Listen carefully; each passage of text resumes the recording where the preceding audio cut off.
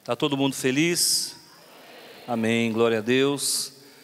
Nós lemos uma oração. Eu não sei se você está a par, o que foi lido aqui é uma oração. Oração de quem? Ana.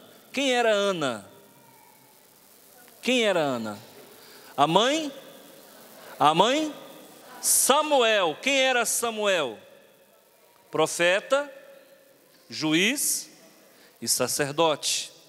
Um tipo de Cristo, porque Jesus também era profeta, juiz e sacerdote. Embora quando ele veio pela primeira vez, ele não julgou, ele vai julgar agora, no retorno, montado no seu cavalo branco. Agora sim, Jesus volta no cavalo branco. Bom, o nome Ana tem um significado. Há algum tempo atrás eu fiz uma pregação falando sobre Ana, Hoje eu vou falar sobre os benefícios da salvação, tá? Eu vou falar sobre a alegria da salvação. Dê o título que você quiser, esse é o tema, Salvação, alegria da salvação, benefícios da salvação, o que melhor lhe convier. Mas eu não sei se há da parte de todos o entendimento do que é salvação. Eu não sei se há. Parece que as pessoas não se atentam mais a alguns conceitos e acabam entrando em uma religião sem saber exatamente o que acontece, quais são os parâmetros que norteiam essa religião. A igreja evangélica é um movimento oriundo do protestantismo, que nasceu ali por volta do século XVI, a partir de um brado, a partir de um protesto de um monge chamado Lutero, Martinho Lutero, na Alemanha. Também era professor de teologia e fez alguns questionamentos que caíram como bomba atômica naquela época sobre os alicerces da Igreja Católica. E Martinho Lutero, e a partir dele, começa a se trabalhar muito bem essa questão de salvação. Hoje a gente entende o que é salvação, graças a Deus, a Jesus e também ao protestantismo. O protestantismo trabalha com muita propriedade essa questão da salvação. O que é a salvação? Bom, a salvação é o estado onde Deus tira a pessoa da condenação e traz para a vida eterna. Condenados somos nós, todos antes de conhecermos a palavra. A partir do momento que você recebe o Salvador Jesus na tua vida, então você é salvo pela pessoa de Cristo. No Velho Testamento também havia salvação? Sim. Só que a salvação no Velho Testamento, ela se dava por uma esperança da vinda do Messias. Hoje, a salvação se dá pela vinda do Messias que já aconteceu, mas sempre ligado a uma pessoa, que é o próprio Deus encarnado, Emanuel, Jesus, o Salvador. Então, Ana, ela gozava dessa salvação. Por quê? Porque ela tinha comunhão com Deus. Ana era uma mulher de dores, era uma mulher aflita. E você vai ver isso muito claramente no versículo 16, quando ela fala que ela era ansiosa e quando ela fala que era uma mulher aflita. Mas também ela era uma mulher de oração. Por isso que o sofrimento às vezes é bom, porque nos leva a orar. Agora Ana vivia uma situação desfavorável, muito. Qual era o desfavor contra Ana? Ana tinha uma concorrente. Penina, que significa atraente, era concorrente de Ana, que significa graciosa. Imagina você desconfiar que o seu marido tem outra. Mulher, o que você faria se você descobrisse que o seu marido tem outra?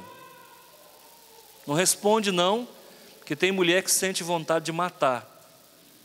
Não fica bem a gente estabelecer aqui o tribunal do Santo Ofício, né? Mas existem mulheres que sentem vontade até de matar só de pensar que o marido pode ter outra mulher. Agora Ana não pensava, Ana sabia, ela tinha certeza. E em desfavor dela ainda, a Penina era uma mulher que paria com facilidade. Era uma mulher que ficava grávida quase que por pensamento. E Ana tinha a sua madre fechada, ela não ficava grávida. E aí, naquele tempo, não gerar filhos era quase que uma maldição para a mulher.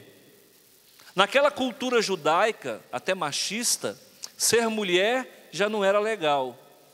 E ser mulher que não desse à luz, estéril, era menos legal ainda.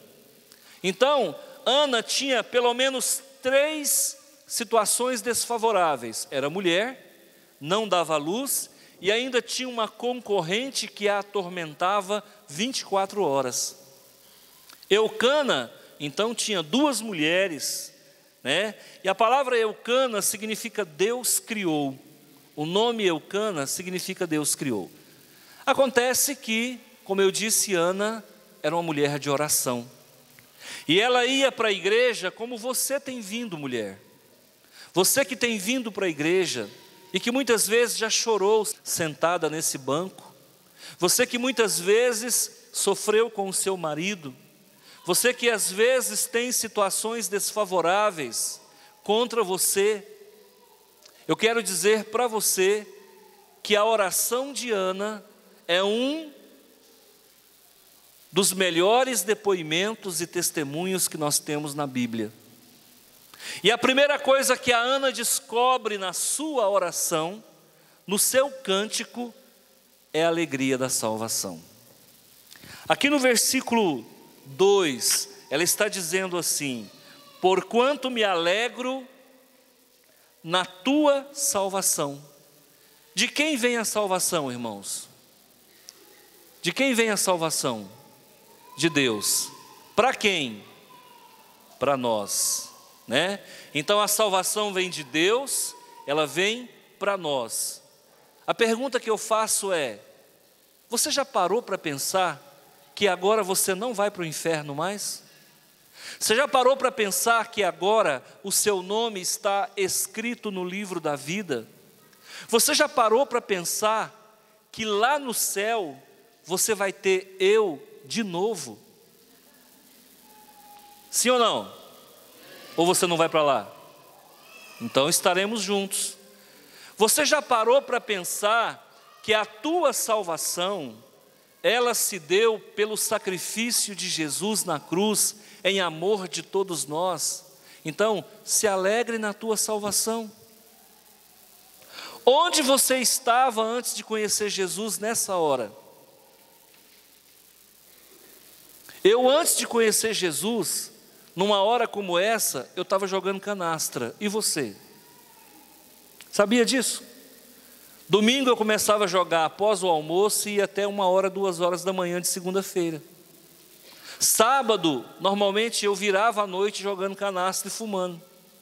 Chegava a fumar uma carteira de cigarro enquanto jogava.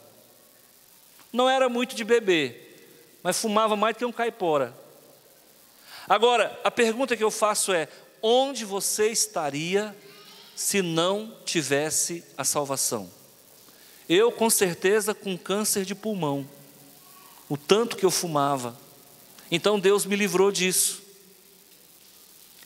Então, queridos, nós temos motivo para se alegrar. Hoje você está fazendo parte de uma comunidade cristã. Hoje você tem o seu nome escrito no livro da vida. Hoje você é chamado de irmão.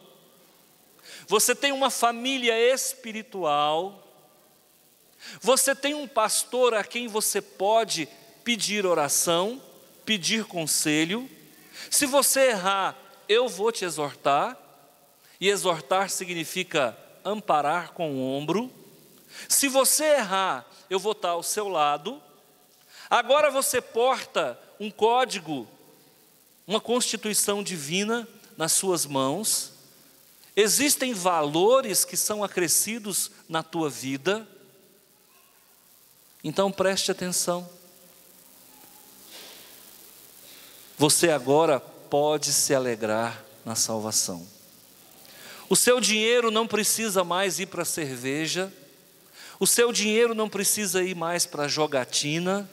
O seu dinheiro não precisa ir mais para fontes de adultério. Agora você pode investir naquilo que é pão e naquilo que é santo, porque a salvação chegou na sua casa. Valoriza isso. Potencializa isso a teu favor. A salvação é motivo de alegria. Várias vezes eu me pego pensando o que seria de mim se eu não tivesse encontrado Jesus. Essa casa que você está vendo aqui, onde é o escritório da igreja, era a minha casa. E o lugar onde fica o escritório, o lugar onde o pastor Marcondes senta, o dia que você entrar lá você vai ver, era a cabeceira da minha cama. E muitas vezes eu, ao dormir, tomava os meus calmantes. Com 25 anos de idade é normal? Você tomar remédio para dormir com 25 anos de idade é normal? E ali tomava os meus comprimidinhos, e quantas vezes eu pensei, amanhã eu não amanheço vivo. Sabe, uma iminência de morte, um estado mórbido, onde nada me fazia feliz. A minha esposa ia trabalhar e eu ficava dopado em cima de uma cama. Eu me lembro como se fosse hoje, o dia em que a dona Selva Campos Monteiro, quem conheceu ela? Professora Selva Campos Monteiro. Uma mulher que, apesar de não ser cristã, merece ser exaltada, porque aquela mulher nos ajudou, a mim e a minha esposa, de forma sobrenatural. E eu me lembro que minha esposa começou a trabalhar como diretora de uma escola chamada Otávio Ferreira. E aí a dona Selva passou a ser patroa da minha esposa. E eu consertava rádio e televisão. E eu estava acamado. E eu me lembro quando a dona Selva, ela era muito simpática, muito suntuosa, se vestia elegantemente. Lembra, irmão Carlos, dona Selva? Uma das maiores educadoras que eu já conheci na minha vida. Eu não estou falando isso porque ela morreu, não. E nem porque eu devo gratidão a ela. Porque realmente ela era um exemplo de educadora, que merecia realmente ser lembrada como foi na construção daquela escola Selva Campos Monteiro, construída pelo prefeito Nenzim Veloso do Carmo. O que é bom tem que ser falado, gente. E não é porque a gente está aqui no púlpito que a gente vai deixar de falar a verdade, não. A dona Selva entrando na minha casa, eu estava dopado, e a minha esposa ia trabalhar na escola, e me deixava deitado dentro de casa, que eu não dava conta de levantar, porque eu tomava uns remédios muito fortes. E eu lembro como se fosse um dia, à tarde, a dona Selva entrou na minha casinha, casa humilde, toda bonita, toda bem vestida, e a minha esposa abriu a porta do quarto. Eu não sei nem se a minha esposa lembra disso. E a minha esposa abriu a porta do quarto e eu vi aquela mulher na minha frente, e eu meio grogue, né? Meio bêbado de tanto remédio. E eu fico pensando, meu Deus, eu estava com 25 anos morto. Sabe por quê, irmãos? Porque um dia, por falta de orientação, eu não tive a orientação que você está tendo. Eu fui entrar numa igreja evangélica com 29 anos. Eu vim descobrir que Jesus existia com 28. E por conta disso, aos 13 anos de idade, eu adentrei pelos caminhos do Espiritismo. E eu fui para o Espiritismo não porque eu quis, mas é porque eu recebia entidades dentro da minha casa com 13 anos. Em 1976, eu já dava passividade para demônio. E eu quebrava tudo dentro de casa. E a minha mãe, sem saber o que fazer, então começou a me levar para o Vale do Amanhecer, em Planaltina de Goiás, quem conhece? E eu comecei a frequentar o Vale do Amanhecer. E ali eu conheci a mandatária daquela comunidade chamada Tia Neiva. E durante muito tempo eu estive ali frequentando o Vale do Amanhecer, que é um um bandismo orientalizado, que é um bandismo misturado com entidades orientais. É uma cidade espírita dentro do coração de Goiás. Goiás tem pelo menos 3 cidades espíritas, que é o Vale do Amanhecer, é Palmelo e a Cidade da Fraternidade. Então, irmãos, eu comecei a frequentar aos 13 anos isso aí, e eu sofri muito, e eu sofri demais. Como Planaltina era muito longe de onde nós morávamos, porque fica depois de Sobradinho, próximo a Formosa, então minha mãe falou: olha, está muito difícil para a gente ir, fica caro. A gente sempre ia no domingo. Então vamos começar a frequentar o Campo Limpo, que é um centro espírita que ficava na cidade de Santo Antônio do Descoberto, também em Goiás. Na época tinha um centro espírita que era conduzido por um líder chamado Mestre Ocanã. E ali eu comecei a frequentar com a minha mãe. Ficamos um tempo ali e descobrimos que também era muito longe. Santo Antônio do Descoberto não fica tão perto de Brasília assim, quanto parece. E aí nós começamos a frequentar um centro espírita no Guará 1, em Brasília, chamado Centro Espírita André Luiz. E durante muito tempo nós militamos, eu e minha mãe, militamos dentro dos círculos do espiritismo. Conheci o kardecismo, lemos muitas obras, que fiz toda uma fundamentação dentro dos parâmetros espíritas. Li várias obras de Divaldo Pereira Franco, li várias obras de Ariston Santana, li várias obras de Chico Xavier, li várias obras de Zíbia Gasparetto, e ali nós acabamos criando uma estruturação, uma militância dentro do espiritismo. Mas aquilo não resolvia meu problema. As passividades, as incorporações começaram a ser doutrinadas. E eu passei por processos de desenvolvimento mediúnico. Passei por todas as salas de desenvolvimento mediúnico, porque o kardecismo ele é muito organizado. Então eu passei por 5 ou 6 salas, até chegar na última sala graduada, chamada Sala de Desobsessão. Durante todo esse tempo eu conheci entidades. Eu conheci espíritos que trabalhavam na linha de cura. Eu conheci um espírito chamado Dr. Herman, que na verdade é um demônio. Eu conheci vários espíritos que trabalhavam na linha de cura. Mas eu não era curado, e eu não era feliz, e eu não tinha alegria da salvação. Eu estava sempre tendo problemas. Quantas e quantas vezes, mesmo dentro do kardecismo, eu acordava de quinta para sexta, eu podia dormir às 8 horas da noite de quinta-feira, quando dava sexta-feira, à meia-noite, eu acordava. Era incrível. Quando dava meia-noite eu acordava. Por quê? Porque as entidades da esquerda, mesmo naquele tempo, sem eu conhecer a linha esquerda, elas já me chamavam, elas já me envolviam, elas já tentavam estabelecer comunicação comigo. Então eu vim embora para Rio Verde, quando eu estava com mais ou menos 20 anos de idade. No ano de 1983, no mês de março, eu vim para Rio Verde. Chegando aqui, comecei a frequentar o Centro Espírita Eurípides de Barçanufo. Acontece que lá eu não me adaptei, porque havia uma certa elitização, e até hoje é assim. Eu não me adaptei.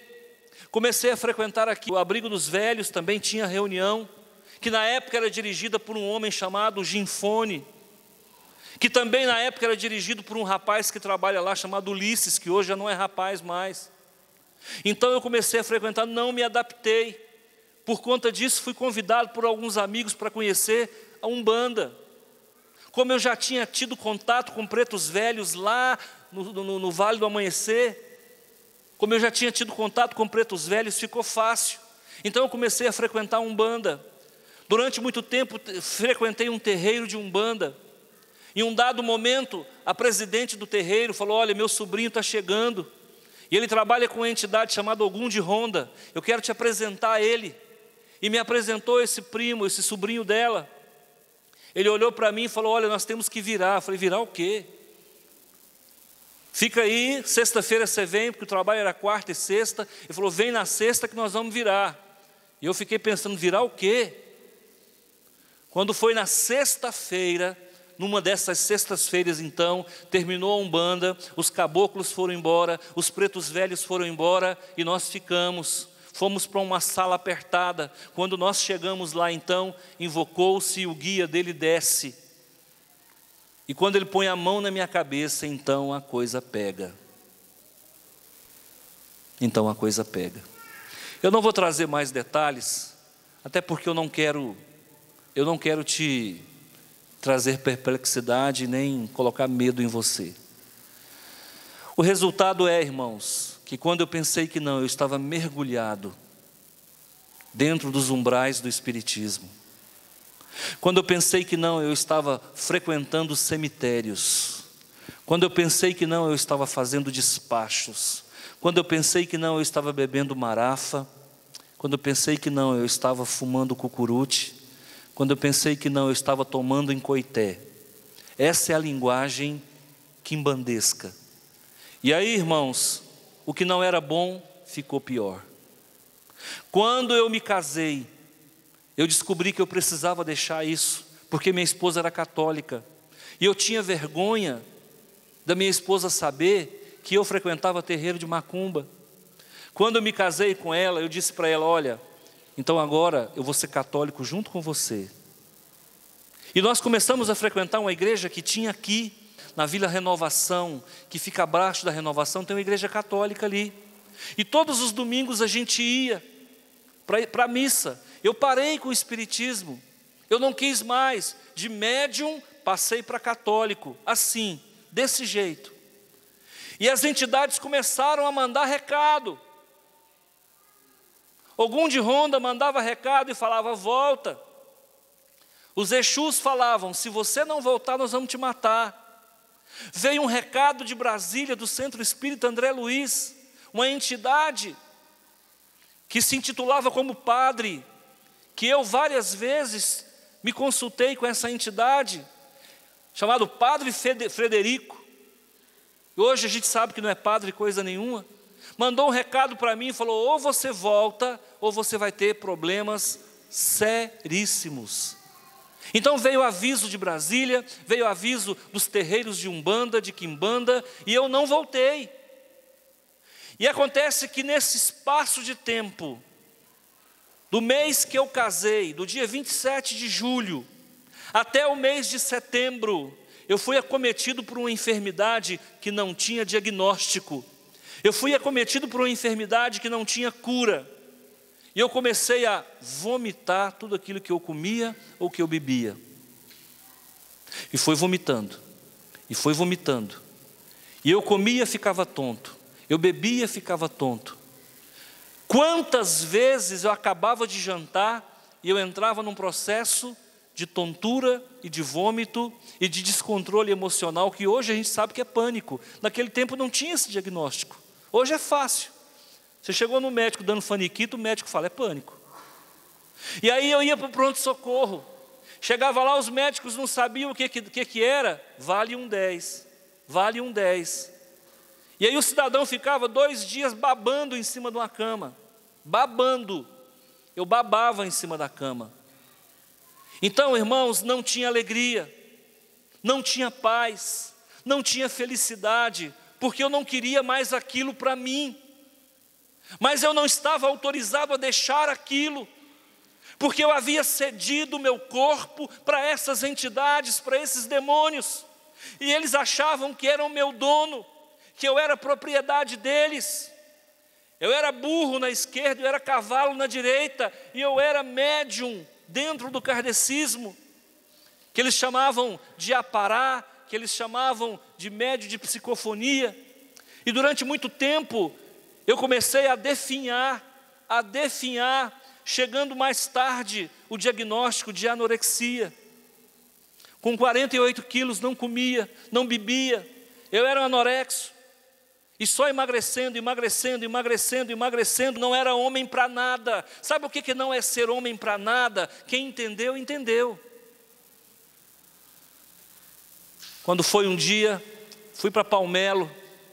Chegando na cidade de Palmelo, não fui atendido. o médium estava pescando. E naquele dia, eu não tinha dinheiro para voltar. Ou eu pagava o hotel, ou eu voltava. E eu falei para minha tia-mãe, falei: mãe, era um feriado, se a gente pagar hotel para ser atendido amanhã, que também não é certeza, porque tinha 1000 pessoas hospedadas lá, a gente não chega em Rio Verde. O que a gente faz? Ah, meu filho, você que sabe. Eu falei: então vamos voltar para Rio Verde. Quando estávamos voltando para Rio Verde, numa cidade próxima chamada Pires do Rio, uma mulher entra no ônibus e eu passando muito mal, porque eu sentia vômito constantemente, tonturas, vômitos. E essa mulher, eu sentei ao lado dela, porque eu comecei a passar mal. Era uma moça morena, jovem. E ela começou a falar de Jesus para mim. A princípio eu tive uma repulsa, é normal. Normalmente o espírita não gosta que fala de Jesus, e nem ele entende por quê. E ela começou a falar de Jesus. No começo eu tive uma repulsa, mas à medida que o carro foi andando, o vento foi batendo no meu rosto, e ela foi falando de Jesus, aquilo começou a soar como uma canção. E aí ela foi falando de Jesus, e por fim eu já comecei a conversar com ela. Ela falou: o que você veio fazer aqui? Eu falei: eu vim buscar uma cura. Cura de quê? Não, eu tenho uma doença que não tem diagnóstico. Alguns falam que eu tenho anorexia. A verdade é que eu só emagreço. Ela falou assim: olha, se o médium aí tem poder para te curar, eu não sei, mas Jesus cura você.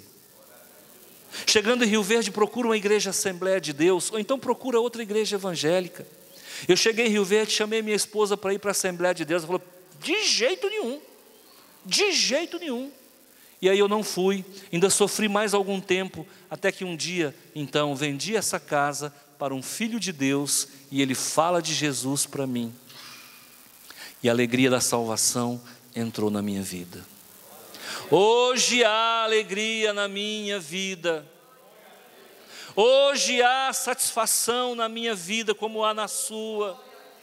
Sabe por quê? Porque agora, se eu morrer, eu sei para onde irei. E eu não vou para um lugar diferente de onde estou, porque não é que eu vou morrer e vou para o céu. Na verdade, nós já estamos no céu. Você já é propriedade do Senhor Jesus. Agora você não tem mais que se filiar a entidade nenhuma. E agora você deixa de ser burro, você deixa de ser cavalo, você deixa de ser apará, você deixa de ser médium, e agora você é profeta de Deus. E agora demônio nenhum tem autoridade para entrar no teu corpo. Demônio nenhum tem autoridade para te colocar doença. Demônio nenhum tem autoridade para apagar o teu nome do livro da vida. Porque agora você tem a salvação naquele que vive e reina. E a nossa fé não é uma fé de que precisa ver, de que precisa sentir. Se Jesus não aparecer para nós e não nos tocar, ainda assim somos de Jesus. E aí, meu irmão, ficou dentro de mim uma loucura chamada reencarnação. Foi mais fácil sair dos demônios, foi mais fácil sair do espiritismo do que abandonar a teoria, a doutrina da reencarnação. Então Deus teve que desconstruir. E agora eu sei que eu não preciso reencarnar para ter um encontro com Deus. Com um nascimento só, ao homem é dado nascer e morrer apenas uma vez. Com apenas uma vida, Deus te leva para o céu. E apenas com uma vida, se você não tomar cuidado, você vai para o inferno. Acabou.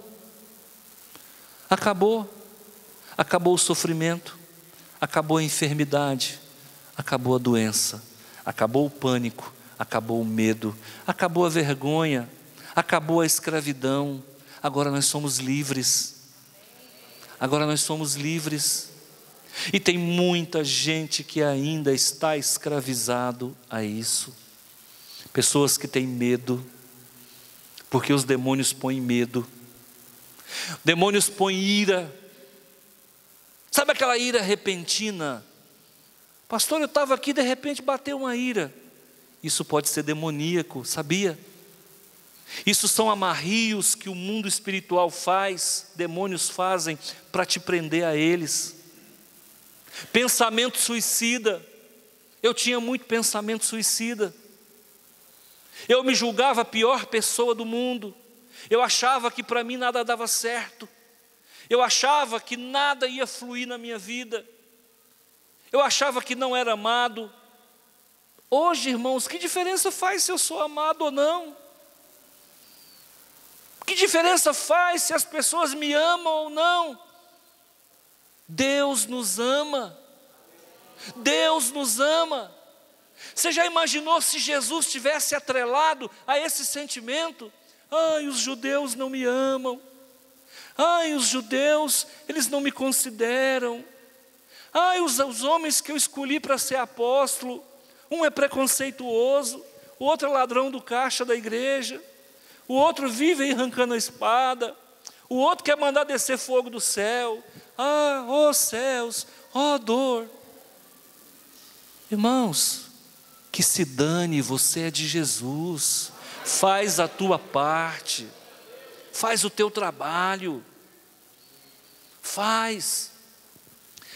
Tinha uma época, irmãos, que eu queria fazer papel de Espírito Santo, eu queria ser a quarta pessoa da Trindade. E eu pregava e a pessoa tinha que converter. Converte, Alcione, converte, Alcione. Irmãos, pregue, quer seja oportuno, quer não, pregue. Quem vai convencer é o Espírito Santo de Deus. Joga a boa semente e deixa Deus trabalhar. Ana, ela era feliz, sabe por quê? Porque ela sabia que havia um propósito de Deus na vida dela. E você sabe que há um propósito de Deus na sua vida? Ah, eu sou afligido. Ah, eu sou oprimido. Ah, existem situações desfavoráveis. Nada é maior do que a alegria da salvação. Mas você é salvo. José estava na masmorra de uma cisterna, mas era salvo. José estava na casa do Potifar, sendo tentado pela mulher dele, mas era salvo. José estava na prisão, mas era salvo. E ele nunca perdeu, ele nunca tirou os olhos de Jeová, até que um dia Deus o exaltou, e o Senhor o colocou no melhor lugar. Deixa eu falar uma coisa para você, você está sendo humilhado, você está passando por problemas de saúde, as coisas talvez não estão dando muito certo para você, glorifica a Deus, o Senhor vai te exaltar. Quer ver o que eu estou falando? Vamos comigo lá, vamos começar a destrinchar o texto, né? Então, 1 Samuel capítulo 2, versículo 6. Pode se alegrar no Senhor, tem benefícios da salvação. Primeiro, versículo 6, o Senhor é quem tira a vida, mas Ele também dá vida. Vai dando glória a Deus. Faz descer a sepultura, mas também é o que faz subir. Diga, o Senhor tira a vida, mas me deu a vida. O Senhor faz descer a sepultura, mas também faz subir. Agora você está num lugar alto. Agora você está por cima. Não porque tudo me vai bem. Não porque tudo me vai bem. Mas é porque você tem alegria de ser salvo. Você é conhecido do céu, você também é conhecido do inferno. O teu nome está escrito num livro que não tem borracha que apaga. Agora você é cidadão do infinito. Agora você é cidadão do cosmos. Você tem o DNA de Cristo. Você tem o sobrenome de Deus na tua vida. Ana, humilhada, traída, esquecida, estéril, uma mulher de dores, veio a ter 7 filhos, e Deus então tira ela das malhadas, e coloca ela na frente, e aquela Penina, aquela mulher atraente, eu penso que Penina devia ser um negócio. Eu penso que Penina, se ela se materializasse hoje e passasse na Presidente Vargas, em frente ao Fujioka ali, eu penso que os carros paravam, porque a mulher já é atraente até de nome. E aí ela fala o seguinte: faz com que a estéril tenha 7 filhos, e que a que tinha muitos filhos fique sem vigor. Pensa numa mulher que tem o dom de parir. Pensa numa mulher bonita e atraente, que o marido prefere ela. Agora preste atenção: os humilhados serão exaltados. Então a Ana graciosa sai lá do último lugar da fila e vem para o primeiro lugar. Os últimos serão os primeiros. Quem tem sido o último aqui, irmãos? Quem tem sido o último aqui? Não porque o seu nome é Zulu, viu? Eu vi uma mãe falando assim: eu vou colocar meu nome no meu filho de André, porque eu quero que ele seja o primeiro na chamada. Pois é, irmãos, se ele for o primeiro na chamada da escola, mas não for filho de Deus, ele é o último. No entanto, o Zuzu, que está lá no final, se o Senhor quiser exaltar, ele fica na frente do Antônio. Deus a uns abate, a outros exalta. O Senhor dá a vida e te faz subir. Você recebe essa palavra hoje? Então diga: o Senhor me dá a vida e me faz subir. No que você quer subir? Ah, eu preciso saber. Você quer subir no quê? No que você quer subir? O que você precisa para subir? O que você precisa? Você precisa de um emprego melhor? Então diga: Senhor, me dá um emprego melhor. Você precisa de um casamento? Senhor, me dá um casamento abençoado. Você precisa de uma gratificação salarial? Senhor, me dá uma gratificação. Você crê no que eu estou falando? Espera aí, eu estou falando com salvo. Eu estou falando com quem tem promessa. Você vem à igreja toda semana, não é para escutar lorota não. Você vem à igreja toda semana para tomar posse daquilo que se fala. Creia. Se Deus fizer, Ele é Deus. Se Ele não fizer, Ele é Deus. Deus faz, Deus faz. O problema é que a gente não tem fé. Aí a gente fica: ó Senhor, Tu podes, Senhor, ó, Tu podes. Pode, irmão, mas Ele não só pode não, Ele faz. Ah, mas eu não tenho fé. Tudo bem, então não critica a minha. Tudo bem. Não fala assim porque você está mandando em Deus. Mandando em Deus coisa nenhuma. Eu creio.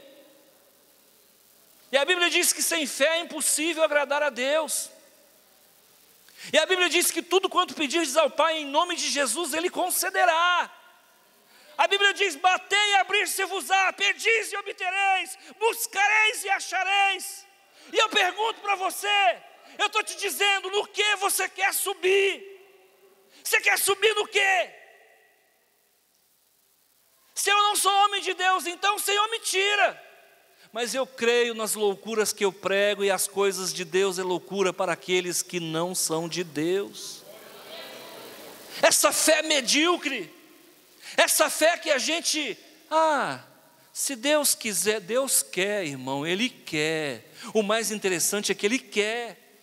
É claro que Ele não vai te dar algo que te prejudica, mas se é para o bem dEle, se é para o teu bem e é para o bem do teu próximo, você não vai receber não, você já recebeu.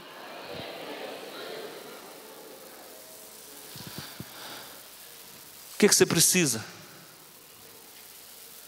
O que você quer subir? Agrada a Deus? Confia no Senhor, entrega teu caminho a Ele. 7. Então, primeiramente, a alegria da salvação pode se configurar na nossa vida de boa. Por quê? Porque Deus nos faz subir. Primeiro ponto, Deus nos faz subir. É tão fácil pregar, irmãos. E eu bato o olho num texto e eu vejo assim os pontos pulando na minha frente. Por que que eu sou alegre? Por que que eu tenho felicidade na minha salvação? Porque Deus me faz subir. Deus me fez subir de uma encruzilhada para um púlpito. Subiu ou não subiu? Depois Ele vai me fazer subir de um púlpito para o céu. Subiu ou não subiu? 2, versículo 7. O Senhor empobrece e enriquece, abaixa e também exalta. Quem que é pobre aqui, irmão? Quem é pobre? Não, mostra para mim quem é pobre. Financeiramente, quem é pobre? Pobre é cachorro, irmão. Se não achar quem dá comida, morre de fome. Pobre é cachorro. Você não é pobre, não. Você não é pobre, não, porque você tem 100 milhões de neurônios. Irmãos, não tem ninguém pobre, não.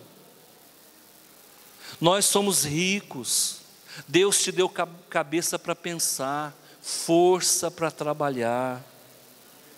Comece a partir de hoje a dizer: Senhor, eu quero subir, eu quero prosperar, eu quero enriquecer, não só de dinheiro, mas de alegria, de saúde. Como é que está a tua saúde? Eu ia num médico, assim, na vida a gente tem uns negócios assim que é meio rebelde. Todo médico que eu ia, ele falava: você tem que fazer caminhada. E eu já estava ficando nervoso com esse trem. Eu falei: eu vou arrumar um médico que não faz caminhada. Porque se ele mandar eu fazer, eu falo: faz o senhor. E eu arrumei, eu não vou falar qual é a especialidade, porque fica ruim falar. Eu arrumei, mano, um médico que não fazia caminhada. Pela carcaça eu vi que não fazia. E eu fui preparado. O rebelde, ele é assim, ele tem a resposta na ponta da língua. E eu fui. Chegando lá, ele falou assim, falei: doutor, e eu gostava desse médico. Eu tenho um negócio no meu coração, ele dá uns, sabe aquela escola de samba desafinada? Ele falou: sei, pois é. Meu coração de vez em quando, ele bate de um jeito diferente. Ele falou: não, vamos pedir aqui um negócio aqui. Aí botou uns trem no meu peito aqui, fiquei 24 horas aqui, todo monitorado. Chegou no outro dia, ele olhou, falou: realmente, há uma arritmia. Eu falei: e aí, doutor, porque aí você já tem medo do quê? Morrer. Eu: não, fica tranquilo, não morre não. Então, irmãos, preste atenção. Você vai enriquecer de saúde também. E aí, eu percebi que sem fazer caminhada, a gente também vive. E aí eu percebi que com um coraçãozinho, meio barro, meio tijolo, a gente também vive. Aí eu descobri que com diabetes, a gente também vive. E aí deixa eu falar uma coisa para você: quem morre na véspera é peru. Você ainda vai viver muito, Deus vai acrescentar dias na sua vida. Deus vai fazer com que o teu problema crônico ou desapareça ou não te incomode. Quem é que tem um probleminha crônico aí, irmão? Quem tem um probleminha de saúde crônico? Deixa eu falar uma coisa para você. Isso não é nada diante do Senhor. Se o Senhor quiser, você vive 1000 anos com esse probleminha. Viu? Isso é riqueza. Riqueza de dias. Você pode não ser um super-homem na saúde, mas você consegue viver ainda 100 anos, se for da vontade do Senhor. Tá bom? 3. Então Deus te faz subir, Deus te enriquece, amém? Diga: Deus me faz subir, Deus me enriquece. Posso ser feliz agora? Pode. Pode ficar alegre agora? Posso? 3.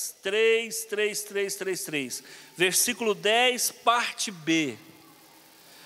O Senhor julga as extremidades da terra, o Senhor dá força ao rei e exalta o poder do seu. Tem 3 coisas importantes aí. Só aqui eu faria uma pregação de 3 pontos. Primeiro, exalta. Segundo, poder. Terceiro, ungido. Quem é você? Diga: eu sou um exaltado. Estou mentindo? Estou forçando aqui? Estou dando uma interpretação que vai além da Bíblia? Estou pregando um 5º evangelho? Não, a Bíblia diz que você é um exaltado.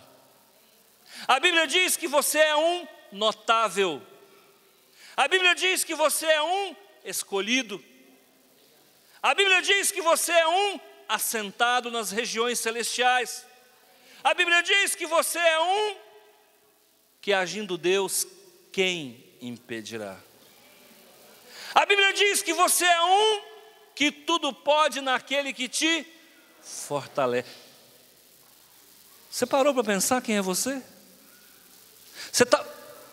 Esse é o código do consumidor. A gente não conhece os nossos benefícios e direitos, mas a partir do momento que você fica na palavra, se você não enxergar, Deus usa o pastor para te mostrar. Diga: eu sou um exaltado. Pronto. Dentro do terceiro ponto eu vou abrir 3 subpontos. Primeiro, você é um exaltado. Segundo, há poder na tua vida. Amém ou não? Amém. Há poder na tua vida. Aquilo que eu posso lutar com as armas que o Pai me deu, eu luto e o inimigo não pode contra mim.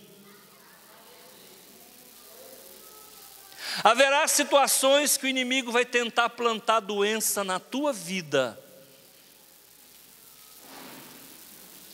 A primeira vez que eu fiquei doente, que eu estava com 3 meses de casado, no ano de 1985, eu estava jantando quando eu passei mal. E o diabo falou para mim: essa comida vai te fazer mal. 40 minutos depois eu estava dentro do pronto-socorro do Hospital Santa Terezinha. Ele disse para mim: você vai passar mal. E eu passei mal. Sabe por que eu passei mal? Porque não havia em mim autoridade em Cristo Jesus para dizer: arreda Satanás. Agora você tem poder nas tuas palavras. Diga: eu te repreendo enfermidade agora, em nome de Jesus. Agora deixa eu falar uma coisa para você. Você é exaltado e há poder na tua vida. Toma posse. Toma posse. Manda essa miséria embora. Manda essa pobreza embora. Manda esse medo embora. Manda essa frieza embora. Ah, pastor, meu casamento está acabando. Manda esse demônio embora. Demônio da separação.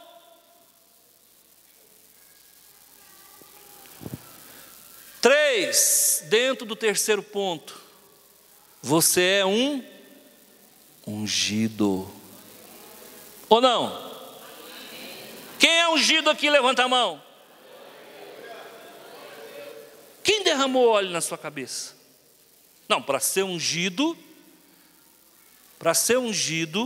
tem que derramar óleo. Quem derramou óleo na sua cabeça? Agora, irmãos, nós não estamos mais no Velho Testamento, não se derrama óleo.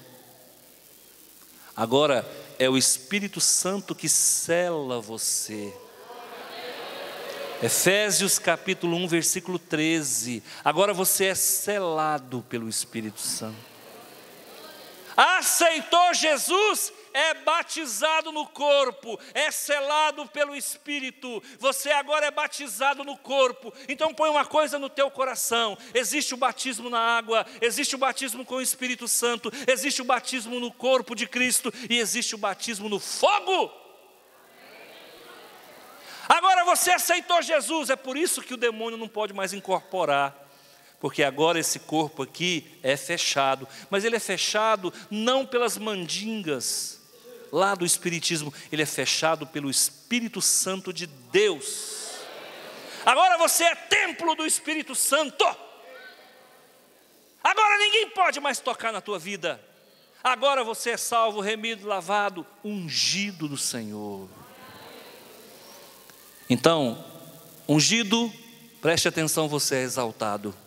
Ungido, preste atenção, há poder na tua vida. Ungido, preste atenção, você é ungido. Mais precioso do que ouro e prata. Ana era uma mulher feliz, mas não foi sempre assim. Primeiro Deus permite a dor. Primeiro Deus permite a humilhação. Primeiro Deus permite a vergonha. Por isso que é muito importante, irmãos, vir lá de baixo. Porque enquanto Deus te levanta para você nunca mais cair, o diabo te levanta para te derrubar. Quando eu andava pelas ruas da Vila Olinda, quem conhece a Vila Olinda aqui? Quando eu andava pelas ruas da Vila Olinda, o povo falava: lá vai um macumbeiro, cuidado com ele, isso faz um terecô violento, cuidado com esse macumbeiro, isso fuma um charuto violento, isso é filho de pena branca, cuidado com o macumbeiro. Agora, irmãos, quando eu ando na rua, lá vai um servo de Deus, lá vai um homem de Deus. Faz raiva nesse homem não, esse homem é perigoso na unção. Se ele balançar o paletó, não fica ninguém em pé aqui. Agora, irmãos, só tem óleo. Qualquer lugar que você tocar aqui vai minar óleo. Eu sou uma esponja de Jesus. Bob Esponja não, esponja de Jesus. Tem unção na minha vida, para mim e para você. Agora a cobertura espiritual da tua vida está nas minhas mãos. Você entrou aqui, eu sou cobertura para a tua vida. Quer você goste de mim ou não, quer você me ache simpático ou não, você está protegido pelas orações que se fizer neste lugar. Enquanto você dorme, a gente ora. Viu? A tua cobertura espiritual está aqui. Quando eu vou viajar, eu falo para o ministério de intercessão: quando o pastor viaja, muita gente morre. Tinha um pastor meu que falava assim: pastor não pode viajar, que tem gente que morre. Então deixa eu falar uma coisa para você, isso é para provar que há cobertura espiritual a partir da nossa vida, tá bom? Por isso é aquela velha liçãozinha que eu já te dei: não fala da tua liderança para não perder não fala da liderança para não perder a bênção e a cobertura espiritual, tá bom? Podemos ser felizes? Há alegria na tua salvação? Primeiro ponto, Deus te faz subir. Segundo ponto, Deus te enriquece. Te enriquece. Terceiro ponto, Deus te exalta, Deus te concede poder e faz de você um ungido. Amém? Pode ir para casa? Quem está alimentado, levanta a mão. Então não vai chegar em casa e jantar. que isso gera obesidade. Não vai jantar. Pastor, posso comer a sobrinha do almoço? Pode não, você já está alimentado. Viu? Nem só de sobrinha do almoço viverá o homem. Ok? Que Deus abençoe você, que te dê uma boa semana. Tá bom? Deus te conceda graça, vitórias e misericórdia.